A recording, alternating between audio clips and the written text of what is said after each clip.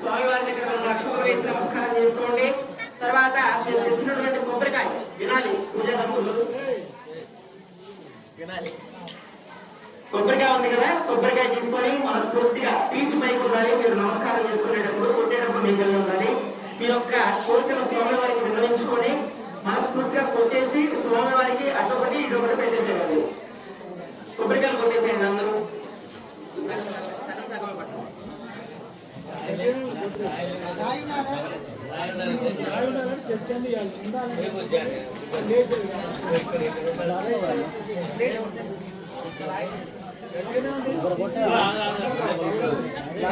Committee వాళ్ళు ఏర్పాటు చేయాలి. వాళ్ళు కొబ్బరికాయలు కొట్టడానికి ఏమన్నా కింద పగులుతుంది అనుకుంటే కింద కొట్టేసేయండి.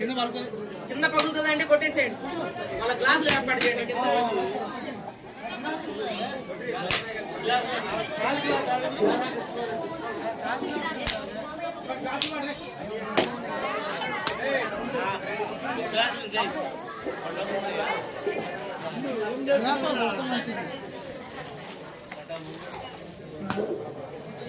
శుభ్రంగా తీసేసేయండి.